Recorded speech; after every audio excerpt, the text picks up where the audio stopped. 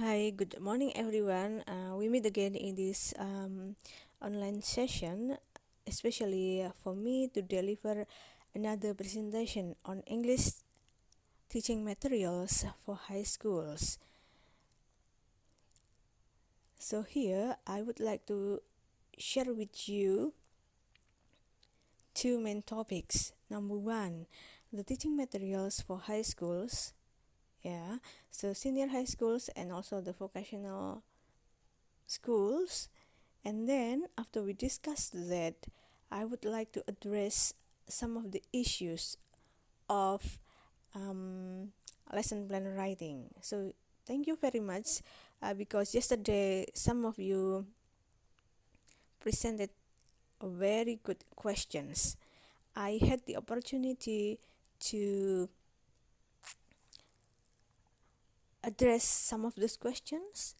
I have answered most of the questions, but I promise to give you some more additional information. So after we talk about the materials in high schools, then I would like to try to address the issue one by one. Why do I need to address those issues? Because yesterday I answered two individual questions. So when I answered your questions, your friends didn't know about the answers.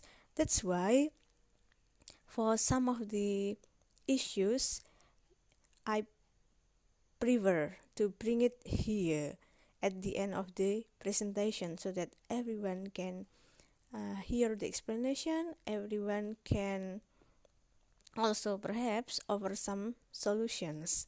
Okay, so let's start.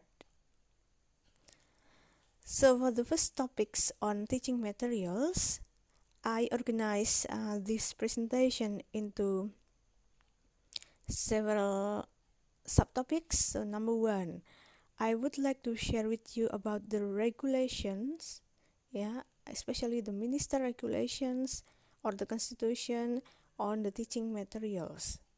So we'll see how the government regulates the use of teaching materials for high schools or schools in general. Second one, I would like to present the coverage of the teaching materials as well, especially because when we are teaching the materials, we also need to deal with the attainment of the competence stated in the curriculum. So we cannot just teach any materials that we want, but number one, all the teaching materials that we use should be suitable and helpful in the achievement of the basic competence. Okay, so we'll see later on. Okay, the third one, we are going to look closer at the English materials for high school students. Then I would like to present some of the examples of the content of the government textbooks, the especially buku guru kurikulum 2013 revisi 2017. So this is the most recent textbooks that teachers are using at schools. And then the last one, I'm going to talk about some important notes after we discuss the theory and also I give you the examples. Then at the end I would like to highlight some important notes, especially in using the teaching materials in your classes. Okay, so if we are talking about the regulations on how we should use the teaching materials, then here I present to you the Constitution number 8 2016. So it is said like what I have written on the slide.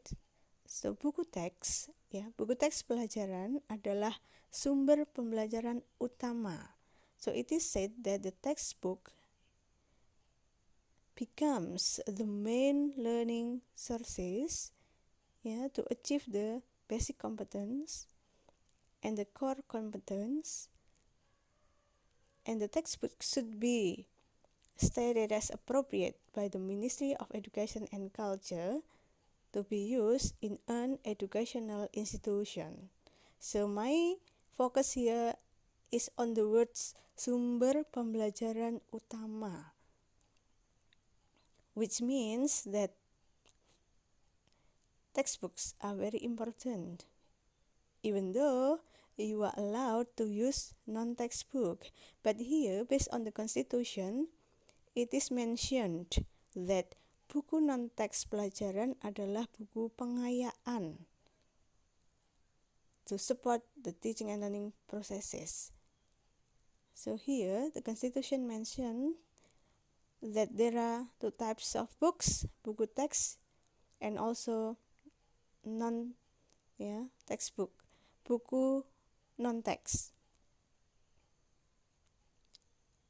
Textbook here is said as the main learning sources, while non-textbook becomes the supporting materials, and you are allowed to use both. But at least you are clear about the regulation or what the Constitution said about textbook.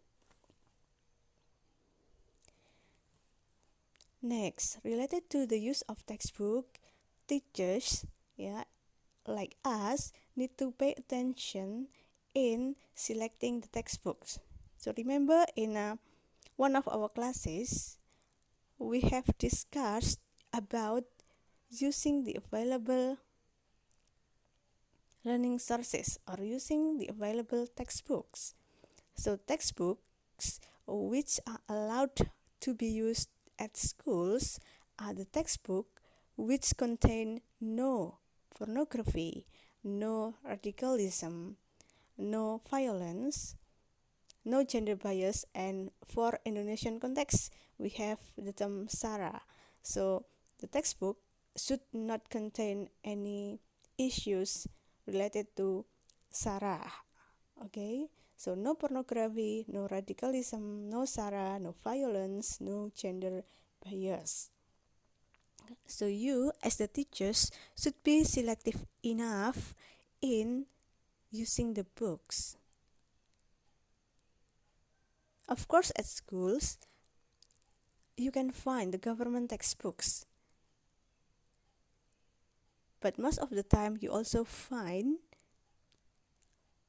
other textbooks available to be used in your classroom. So you need to check all of the requirements. Check whether there is pornography issue or not, whether it is free from violence or not.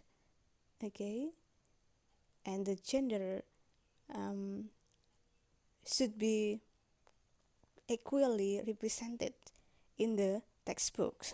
So try to check one by one around these issues.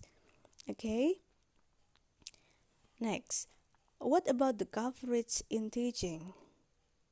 So if you are presenting the materials, make sure that the materials are related to the basic competence, or the core competence, the essential competence, which are going to be achieved.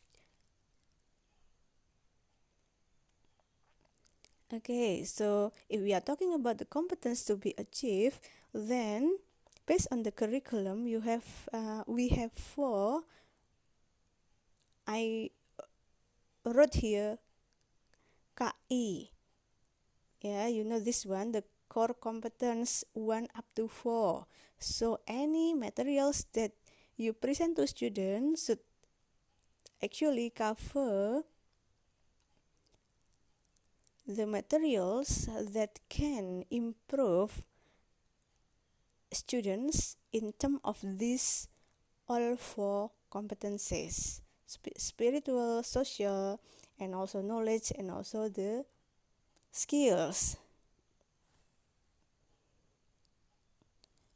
But then, since the new 2013 curriculum is revised, then it is stated that for the first two core competencies, teachers are not required to teach explicitly the two competencies. So the first two competencies are taught through indirect teaching. So what does indirect teaching means? Indirect teachings means that the competencies are developed, promoted through what we call habituation.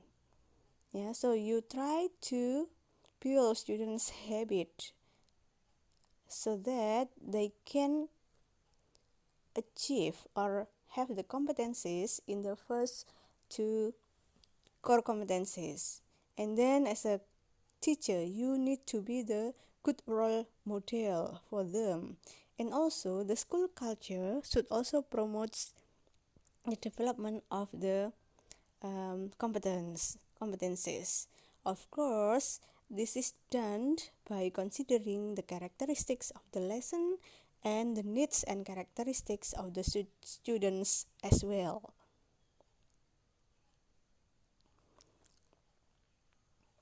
Now, what about the teaching materials at schools, especially the materials found in Buku Guru Kurikulum 2013 Revisi 2017. So the government has issued two types of books. So we have teachers' books as the guideline for teachers, and also students' books, the books that students can use in their English learning. So what makes them different? So for the teachers' books, it contains some of the guidelines for the teachers for you to conduct your teaching. So the books are quite complete. You are given so many informations about how to use the books so that you can facilitate the mastery of the materials of your students, and also you can help them to achieve the learning objectives and the targeted competence. Okay?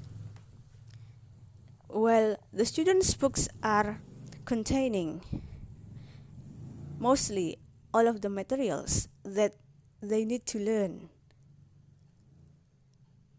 Okay, so if you are planning to use this kind of book, then you need to read first about the guidelines on using the books.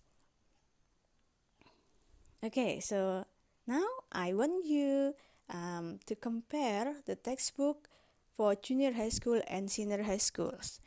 I know that you all will do the teaching practices at senior high school level, SMA and also SMK, high schools and vocational schools. But I found that there is a very good example from textbook for grade 8 that I would like to share with you. And then you can compare the textbook for the senior high schools. So I present the books for junior high school because it is very complete, and I think we are quite open, right, to learn from different classes or different textbooks other than the books that we are going to use, right? So here is the details. So the English material for junior high school here is stated, through part of the curriculum and also inside the textbooks itself. So you can read here, the materials cover teks-teks dalam wacana interpersonal, transaksional, fungsional khusus, dan fungsional berbentuk deskriptif for grade 7 and 8, recount, narrative, procedure, and factual report for grade 9. Okay, so I underline the main materials that you need to focus on if you are teaching junior high schools. So sometimes the materials are not explicitly stated, but you can try to look from this kind of statements. And the second one, structure text. So text structure, text organization, generic structure. And then the next, we have text interpersonal, transaksional, dan fungsional. So interpersonal, transactional, and short functional text. And then short phrases and also modality. So you have descriptive text, recount text, narrative text, procedure text, factual reports. Okay, the text structure or text organization, generic structure of the text, and then interpersonal, transactional, and short functional text, short phrases, and also modality, modals. So you need to focus on these materials when you are teaching junior high school. So here is the textbook that I told you previously. So this is the cover. You can see buku guru. This is for the teacher. If this is for student, then it will say there is no phrases set buku guru. Yeah, and then on the top right side, you can write revisi, 2017. Okay, and then this is for grade 8. So this is the cover, and then after the cover there is a disclaimer here. So I put the highlight on the fourth line. So it is mentioned that this book is a living documents. Why living documents? Because it can be revised, it can be renewed, and it can be updated, based on the dynamics of and the needs and also the changes in the society. So the books, the books is not a permanent books. It can always be renewed, updated, improved, and you as the teacher can also give some feedbacks, criticism, and you can send to the email or web, provided by the Ministry of Education. So all books issued by the Ministry of Education and Culture has this part, mentioning that textbooks are living documents. Okay, so try to also look at this kind of information when you are using the books. Okay, so not just going to see the materials, chapter 1, chapter 2, or only find the information that you want, but this kind of information is also important and also very useful, so that you have clear idea about the books. So perhaps in the future the books will be revised one more time or several more times, who knows. Okay, here is the table of content. See, even from the table of content, the books is really complete.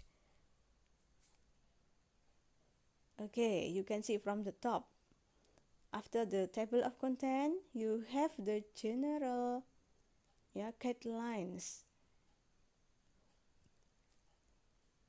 Here, the books covers the characteristic of the English teaching and learning, and then the scope or of the competence in English materials and English teaching and learning, and then the framework for English teaching.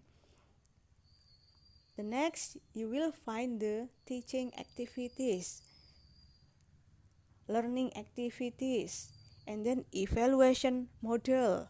And then you also have the examples of the rubric for the evaluation of performance, portfolio, self-assessment, how to evaluate students' attitude or manner, the example of the evaluation of students' knowledge, skills, and then the form for the individual assessment report, the classical evaluation report, time allocation, and also the guidelines for you to open and close the lesson. So very complete, right? So don't worry if you are teaching at schools, because actually the government has provided much information for you to guide you to be able to use the books well and to facilitate the effective learning for your students. And then still you will find more guideline in the book. So the books covers the principle of the learning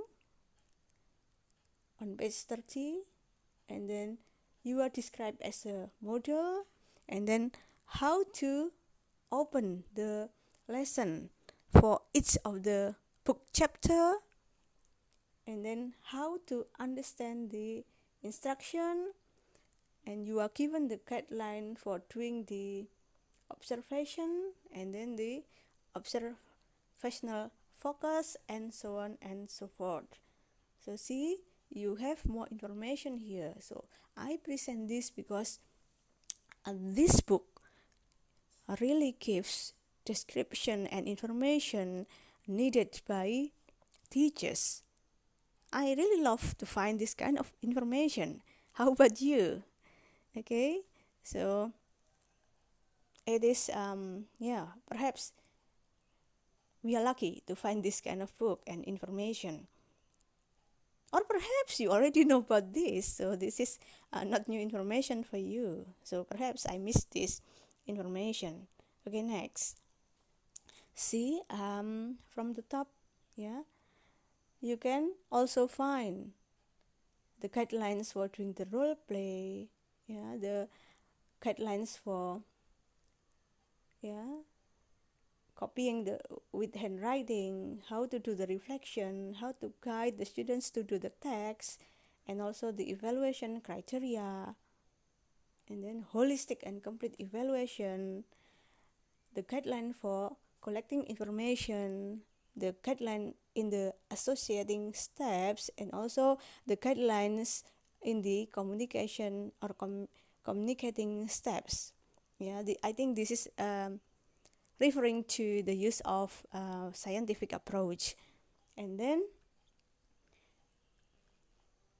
you are presented with the contents of each chapter. Okay, from chapter 1 to chapter 13, and still you are given the classroom language for teachers.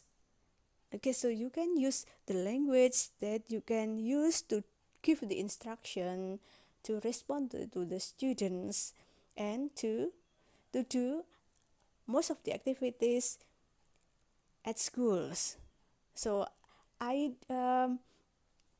will show you some of the pages related to the table of contents and some of the guidelines that I have mentioned previously. Okay, let's see. So see, this is the example, from the books on how to evaluate students' performance or unjuk kerja. So for role play, simulation, presentation, or for doing the monologue, and also how to write or edit the text. So the criteria for giving the evaluation is stated into the terms terbatas, memuaskan, and also mahir. And for each of the category, you can read the criteria. Why is it called terbatas? Okay, because it is not clear, for example, and then it is less detailed perhaps, but for the satisfying, it is because the activities are clear and detailed. And for mahir, the last one, all items are clear and detailed. So you can always read the descriptions so that you are objective enough in giving the assessment or evaluation or score to your students. Okay, so for role play, you have the guidelines for giving the evaluation. For simulation, you also have the same category for giving the score, presentation, monologue, and also the text writing. Okay, this is just the examples. Now, this is for the evaluation of portfolio and self-assessment. So for the portfolio, it is your task to give them the evaluation. But after that, you also give the space for the learners themselves to also evaluate what they have done about their own portfolio. So you see here, for example, there are 5 points to evaluate in the portfolio. And you can use the thick for very good, fair, and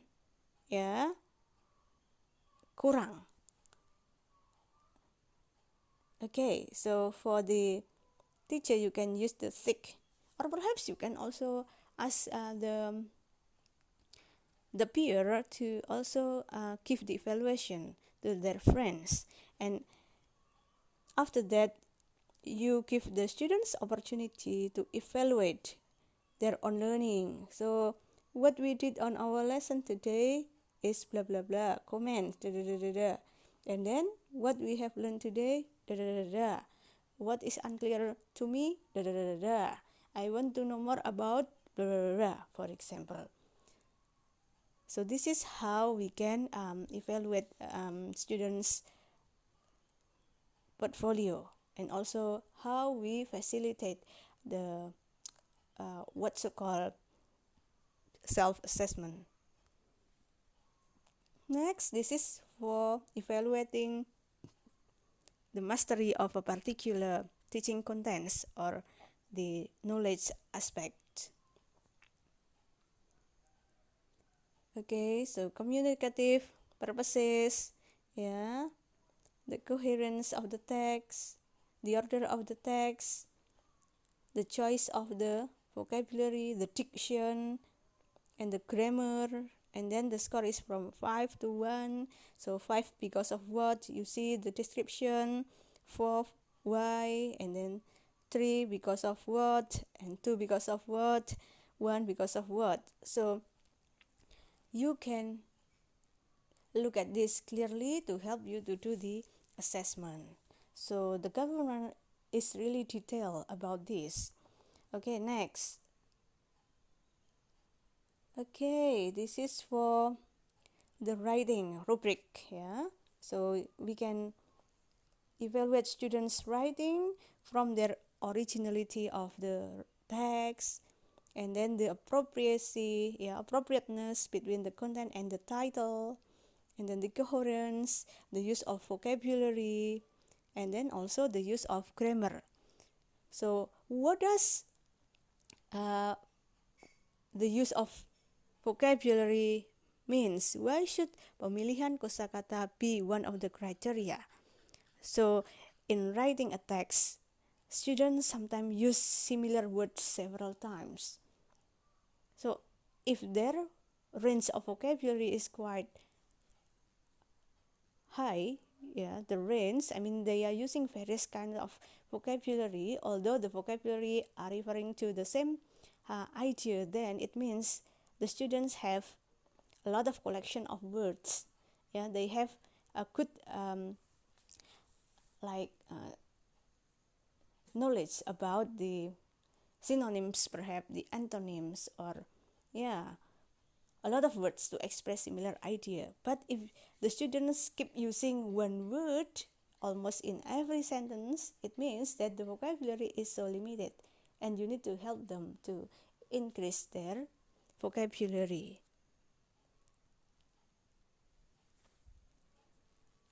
Okay, and also the use of grammar, whether it is correct, incorrect, less correct, appropriate or not. Okay, so you need to do this kind of checking. Okay, next for whether the writing is neat or not, you can also check with your students' work, and then whether you find the typos or not. Okay, so very detailed and very complete. Next, this is the rubric for speaking. So you are going to check students' pronunciation, intonation, fluency, and also the accuracy. So because I just did the screenshot for this, then not all part is shown, but that's okay because I just want to show you the contents of the book. Next, it is cut. So it is about the time allocation. I think yesterday some of you asked me about the time allocation in the lesson plan and in the real teaching. So here in the book it is mentioned that 1 year means 2 semester, and 2 semester means that you have 36 weeks and then 72 meetings. And then in 1 semester you have 18 weeks, 36 meetings, and in each week you have 2 meetings, and it means 4 hours of lesson. So for one meeting it is counted as 2 sessions, and for each session you have 40 minutes. It means in one meeting you have around 80 minutes. But then there is a note below the time allocation. So setiap guru menyesuaikan alokasi waktu dengan kemampuan peserta didik. So you as a teacher can try to modify, to change the time allocation, especially because sometimes our learners are not able to achieve the competence or to understand the materials after the meetings. In this case, you as the teacher need to repeat explaining the materials, and thus when you are delivering a particular material, you need more time to finish. So here you have the flexibility in determining the time allocation. Perhaps in some other time, you can teach even faster because the students find the materials very easy, they can understand well, they complete the task very quickly, and in one meeting you can finish everything. Okay, so everything can happen in your class. Sometimes you finish one chapter too long, sometimes it is exactly like the standard time, and sometimes it is quickly finished. So just try to be flexible because we don't know the students' real ability. So it applies in your teaching practices as well, I guess. So you can learn from the teacher at school. Ask for more information about the time allocation. Yeah, but my advice is that you need to be open about this. Try to remember that students have different capability. Some can learn faster, some are fast learner, the others perhaps are slow learners. They can understand the materials in a slow way. Okay? Okay. What about the competence and materials to learn in senior high schools? Okay, so the competence to achieve in senior high schools cover the communicative competence to do the social function, yeah, especially for them as a students, as family members, and also as the society members, as the citizen. So I emphasis here the social function. And then number 2, konteks komunikasi mencakup hubungan fungsional dengan guru, teman, dan orang lain di lingkungan rumah, sekolah, dan masyarakat tentang berbagai topik yang terkait dengan kehidupan remaja dan semua mata pelajaran dalam kurikulum sekolah menengah secara lisan dan tulis dengan maupun tanpa menggunakan media elektronik. So what I put as bold here, so social function, as student, as family members, as society member or citizens, and then various topic related to the life of the teenagers, adult, okay, and all lessons within the high school curriculum, okay, and then with or without the electronic media. And then the next, kompetensi komunikatif dalam wacana interpersonal bertujuan menjalin dan menjaga hubungan interpersonal dengan guru, teman, dan orang lain di dalam dan di luar sekolah. Kompetensi komunikatif urut dan runtut serta unsur kebahasaan yang sesuai dengan konteks. Dan the last, nilai-nilai socio-cultural, so socio-cultural values. Okay, so when you are reading this, then you know that we are still dealing with personal, interpersonal relationship, and then the language used to maintain those kind of relationship, and also the socio-cultural value. Okay, and then the materials themselves are stated explicitly. For high schools, generally the material for English is the communication. The materials cover the communication within 3 types of text, like for the interpersonal and transactional text, and then functional text, and also the long essay, either for the speaking and or writing. Okay, so next, similar to what I present for the junior high school materials, here for senior high school materials we have the detail of the material. So for example, dengan amanat kompetensi dasar dalam kurikulum 2013 for grade 10, the materials cover short functional text, essay in the form of recount, narrative, and descriptive, and also interactional text. Interactional text, which reflect various speech act. Okay, so if you are teaching grade 10, you are focusing on teaching short functional text, recount, narrative, descriptive, and various interactional text. Okay, now I want you to look deeper into the detailed information. Yeah, look at more detailed information about the materials. So the materials or the text presented through the themes related to natural and social phenomena happening in Indonesia, in our country. Why? Because the 2013 curriculum advises or promotes the use of environment as one of the learning sources. We need to learn from what happens in our society, in our environment, and also, yeah, we can try to present the global topics or global issues so that we can add students' knowledge about what happens internationally on in the other part of the world or in different countries. Okay.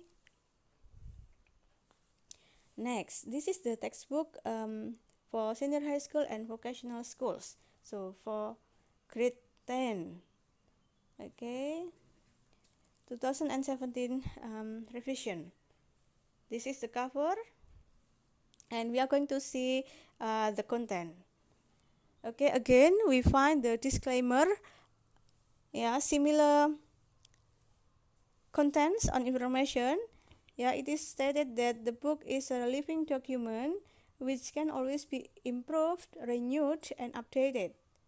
Yeah, according to the needs and the changes of the society, the era, and then the user of the books, the teachers, yeah, can or the students, yeah, and other people who are using the books can give the feedback to the authors of the book through the web or through the email provided, especially to improve the quality of the book. So again, you can always find this kind of information in the book, especially after the cover.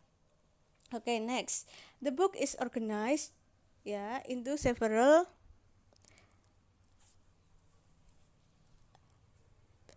activities.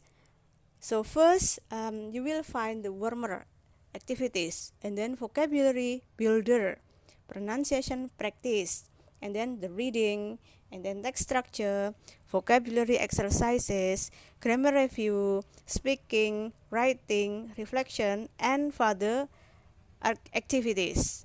So it is organized into this order. So starting for the warming up activities up to the reflection and further activities. Okay, sorry if you hear a noise. Yeah, okay, the noise is gone. Okay, so let's see. So this is the table of content.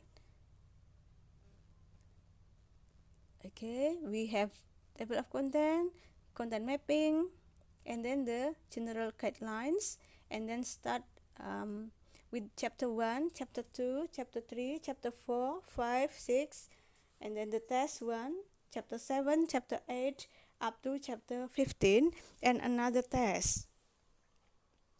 Okay, so if we compare the table of content of this book and the book for grade 8, see the difference?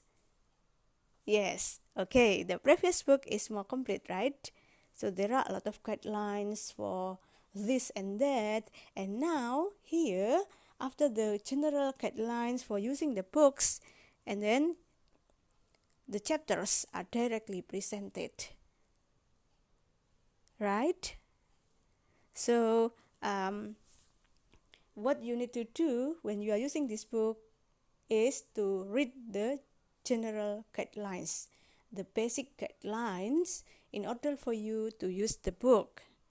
Next, here I show you the content mapping. So in every chapter, the book has already given you the skills to focus on. So for example, chapter 1, talking about self. You have the basic competence here, you have the social function, You have the text structure, the language features, you have the topic related activities like introducing oneself, parents, friends, writing an email, and then you also have the skill focus. So you are focusing on listening, reading, speaking, and writing. And in chapter 2, you have congratulating and complimenting others. You have basic competence here, you have social functions, and then text structure, language feature, you have the vocabulary, grammar, yeah, and then topic related activities, and skill focus. So if chapter 1 you are focusing on 4 different skills, yeah, all skills in English, listening, reading, speaking, and writing. So in the second chapter you are only focusing on three skills: reading, speaking, writing, no listening. Okay, so in practice you are teaching in an integrated way, ya, terintegrasi, so integrated. So in every single meeting actually you are dealing with the 4 language skills: listening, speaking, reading, writing. But then here the skill focus is stated. Perhaps we are focusing more on these skills rather than the other skill. So next, for the time allotment or allocation.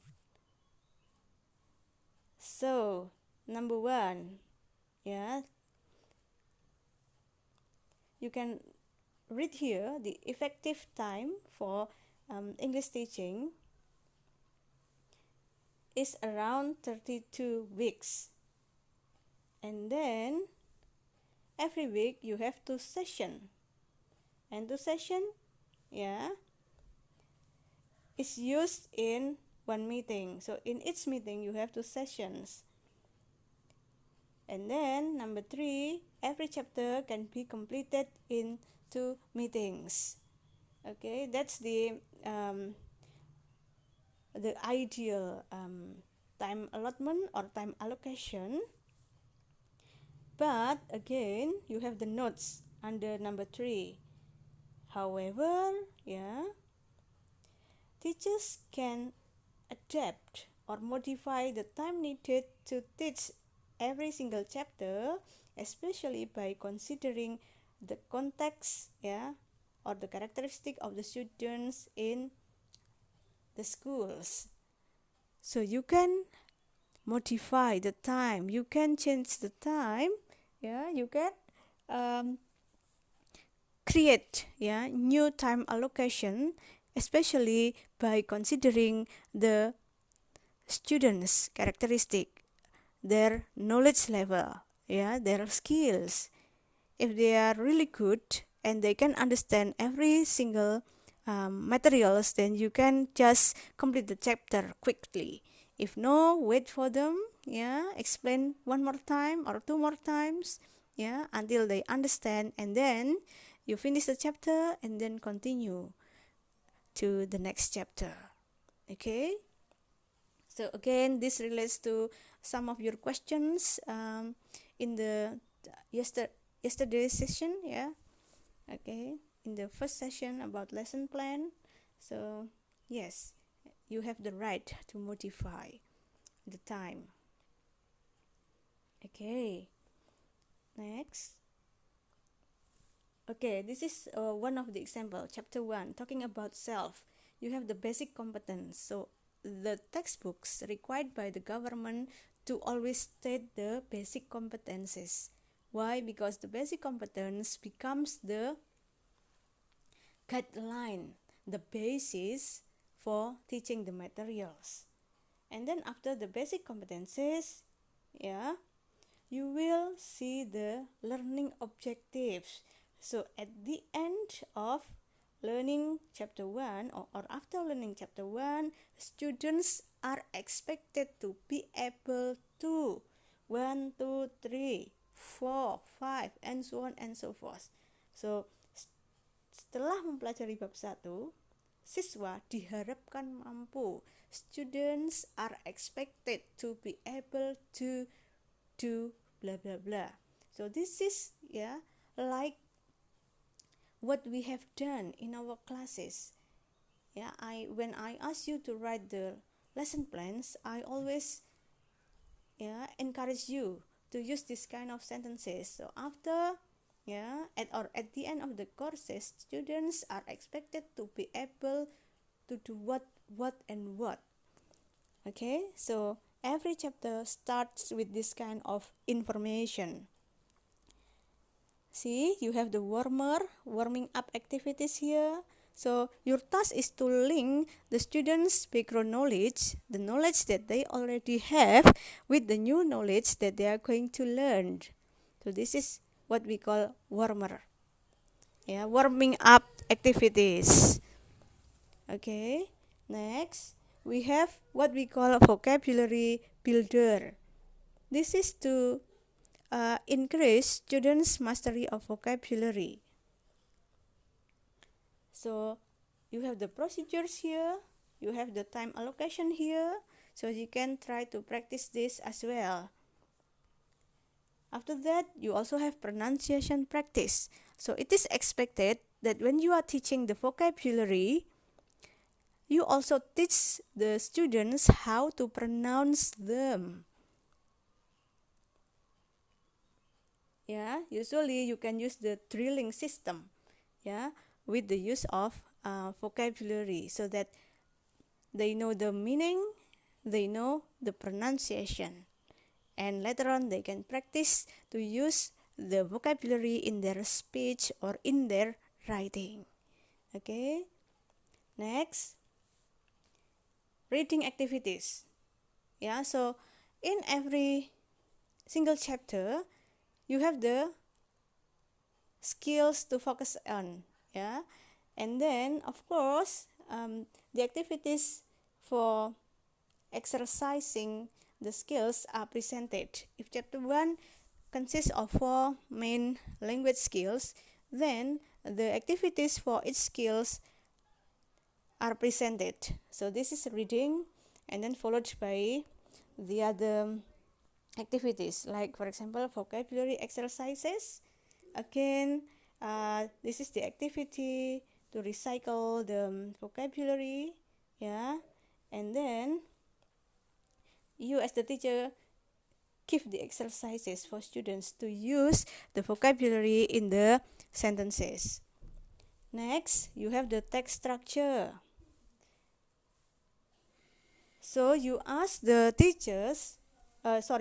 students to identify the purpose of the text and also the detailed structure of the text. Okay, you also have the instruction here and also the time. And next you have the grammar review. So you can explain the materials and then do the questioning and answering session. For example here, we can discuss about the meaning of pronouns and the function of pronouns, and then again you have the instruction, you have the time, and next at the end the book presents the reflection activities. Again, you are presented with the procedures, the instructions, and also the time. Okay, now as an additional activity, you can do what we call pengayaan outside the classroom. So you as the teacher can require your students to find new friends through social media or to write a text about themselves. And then this activity is done outside the class activities. And then the books also contain what we call the answer key. Okay, next we are going to see the book for the next class, the next grade. Okay, you have the table of content here about how to use the books, and then the guidelines for evaluation, and also the classroom languages and the main content from chapter 1 up to chapter 8. Okay, but again there is a note. The plan presented in the book can be developed, can be modified by the teacher with the other teaching ideas, which is perhaps can be more creative and more effective.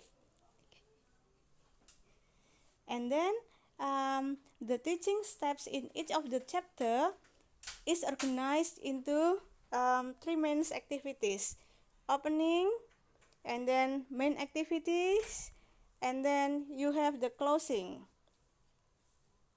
and then you have the evaluation and also the enrichment. Enrichment here in bahasa is called as pengayaan, especially for students who need it.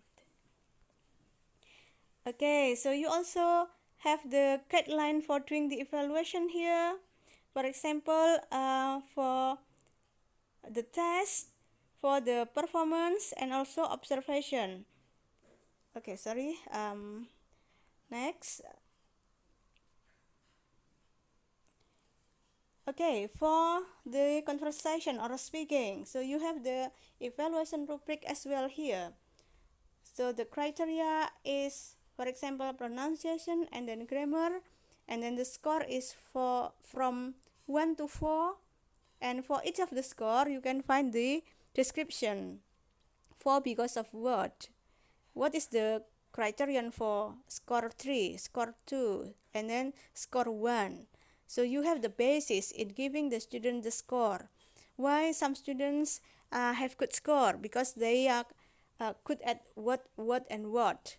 Why you only give the minimum score for some of the students? Perhaps because the score for each of the criteria falls in score 1 or 2 only, for example. So you can always explain to your students, and if they are always getting score 1 or 2, then you know what to do. You can improve this part.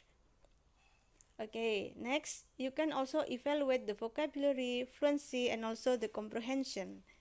Okay, and then this is the calculation of the score. So the book gives you the information this much, this detail.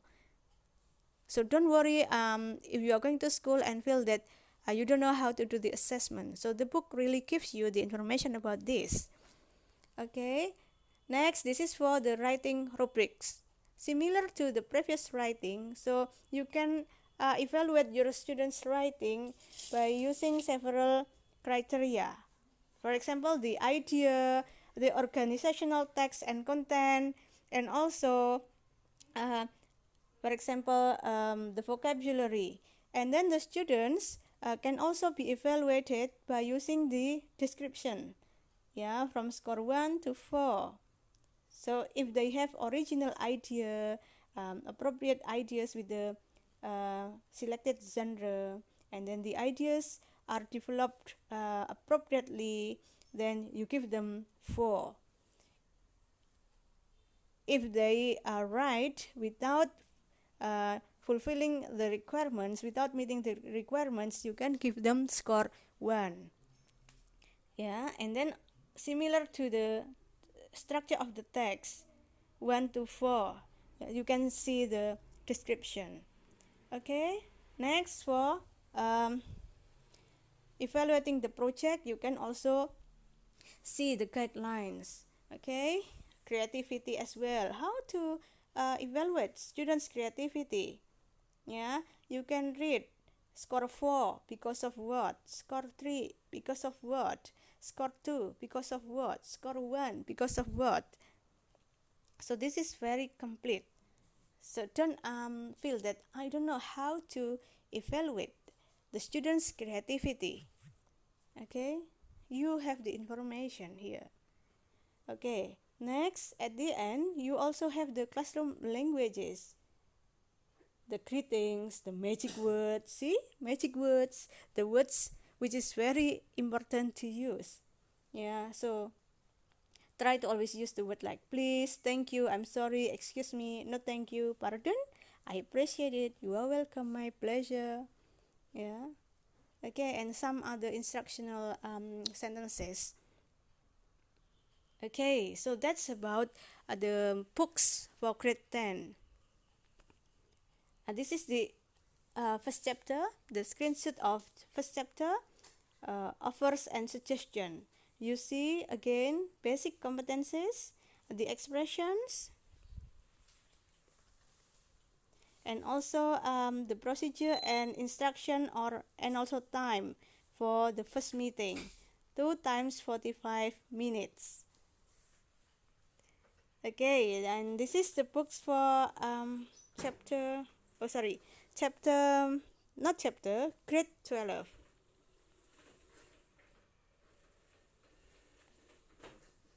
Okay, sorry.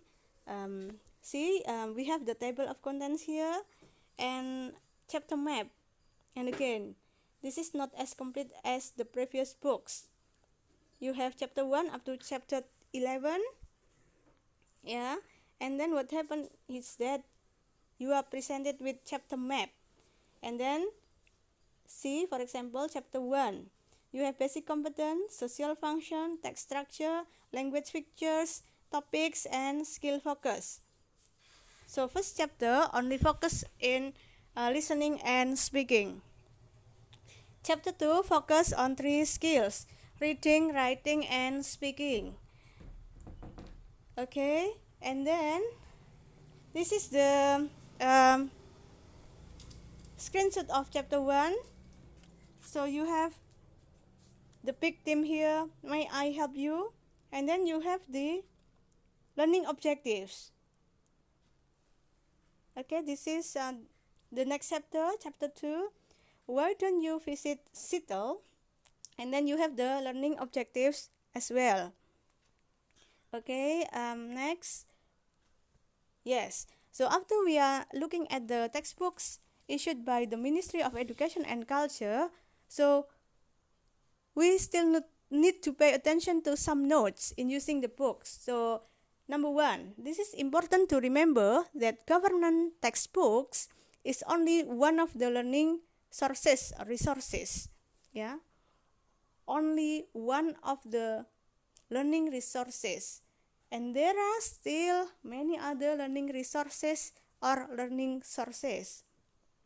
So you as the teacher can use many other sources like the authentic materials, realia, audiovisual materials obtained from the student's social and natural environment, from the surroundings. Yeah, remember about authentic materials? So authentic materials are all materials that are not designed for any teaching purposes. Remember when we are having ESP class, we are talking about this. So you as the teacher can use what we call authentic materials. So authentic materials can be in the form of, for example, the real invitation card, notices, schedule, bus tickets, for example, songs. You can use films. You can use advertisement. Yeah, the ads on television, the ads of in the newspapers, for example. You can use realia, the real words. For example, if you are teaching descriptive text, you can ask students to bring their favorite things from home. If you are going to make description of the person, you can use your students, ask them to come in front, ask the friends to describe them. So I think this is more helpful, so that you can use the authentic materials and also use the real things in your teaching and learning activities. If you are teaching procedural text, then you can ask the students to, for example, in making a particular cuisine or food or meals, then you can ask the students to bring the real materials, and then the cooking tools, and do the practice in the class. So this is based on the real cooking processes. So we are not imagining. We are trying to use the real materials, the real tools, and then we are practicing the real process of cooking.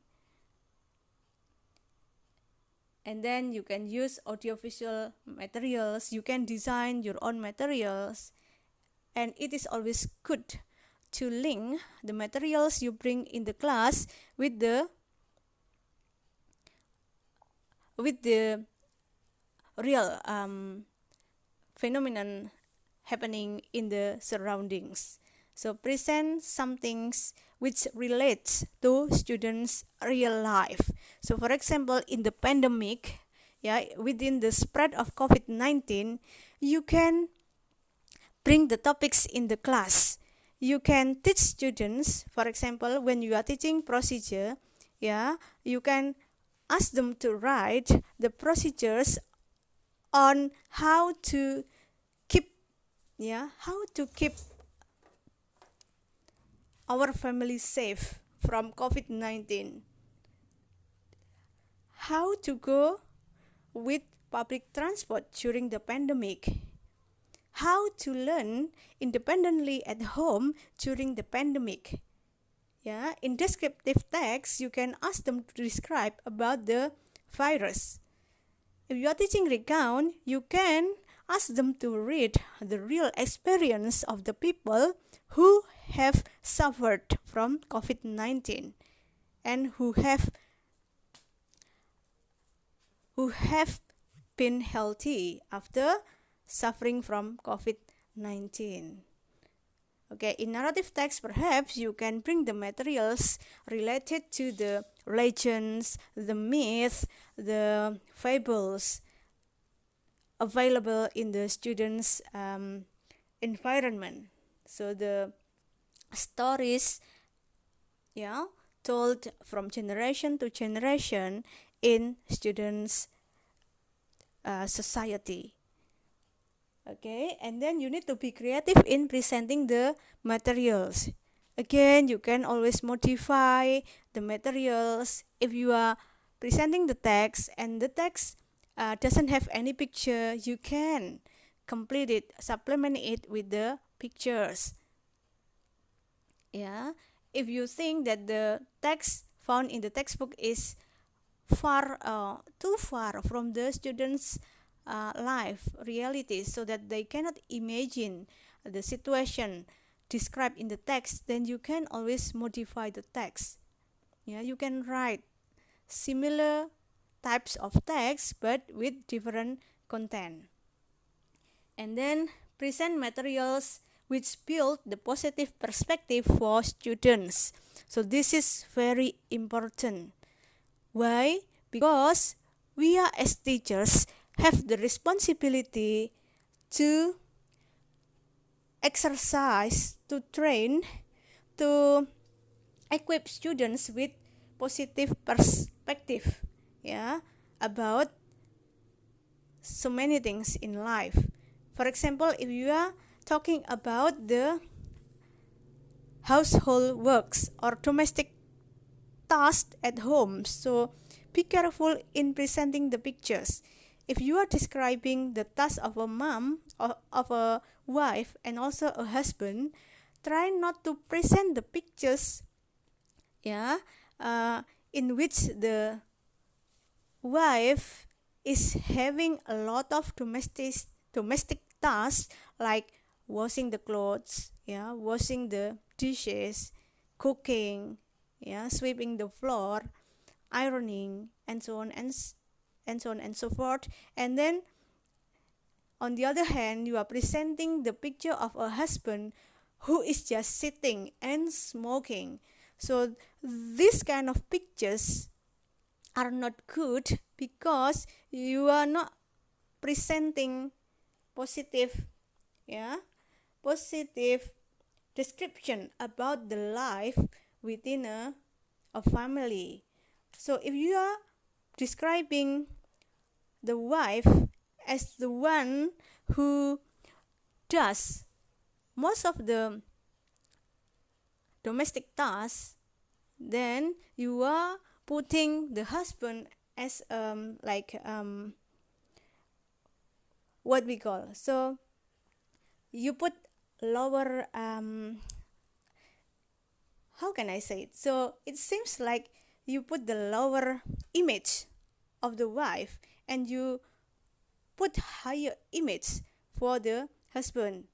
So it is better for you to present the picture, especially like the picture when the wife is drying the washing the clothes, yeah, then the husband is helping the teacher. I think this picture will gives more positive image about the life of husband and wife. Okay, can you imagine that? Perhaps no, you are not married yet. I'm married, I can imagine that. But this is just the way I want you to know and to be careful in presenting the image of the person of a particular uh, status, profession, or so many other things. And we need to be aware that even though the picture doesn't say anything, but the students can interpret with their own interpretation, and sometimes the interpretation needs to be corrected. And it is the teacher's task to correct the students. Okay? So try to build positive perspective for students. Okay, next. Okay, now I'm finished with the materials. Yeah, the sharing about the teaching materials for high school. So what I can say is that you have various, yeah, guidelines in using or in teaching the students. You know the materials, what to cover, yeah, you know the textbooks, the content of textbooks, how to use the textbooks, yeah. But the problem is because you are teaching in the pandemic, then you need to follow the policy of the schools where you do your teaching practices. What I present here is the ideal materials delivery, yeah, in a non-pandemic time. But because the government give us the freedom to modify our syllabus, our curriculum, yeah, and you are having the freedom to create the lesson plan, and in choosing the materials, then don't worry too much about, yeah, seeing the ideal materials delivery. You can always modify what you can do in the classrooms. So yesterday, you have several issues about this, including the collaboration. So the 2013 curriculum promotes the collaboration among friends, yeah, because the teachers should serve only as a facilitator. But how can we, yeah? So this is we are coming to the issues on lesson plan writing. Okay, so you see there is a collaboration which becomes the issue. You are worrying about how to do the collaboration. So collaboration here is in the pandemic time, you can do through the online collaboration. For example, you can have the peer evaluation. So when students do the task, you can ask the other friends to evaluate the students' project or work. Okay? So online collaboration is still possible to be done. If you ask them to write the short functional text, you can assign two students to write the first part and the second part, for examples. Yeah, but remember, try not to ask them to meet in person. Don't ask them to collaborate, yeah, by meeting, yeah, in person. So still collaboration should be done online. What about time allocation? I think we have discussed about this. So you can modify the time use in your teaching? I think in the pandemic, the time is being reduced. Yeah, so students should use more independent study. So the teaching time is not as much as the teaching time in the non-pandemic time. Okay, and then where do we put the media? Okay, so the media is stated when you are writing the lesson plan, you put the media in the teaching stages or teaching and learning activities. So like in what we have discussed in ESP, if you mention some media and the media are not reflected in the learning stages, then I assume that you are not using the media. So the use of media is reflected in the teaching and learning stages. Now, another issue.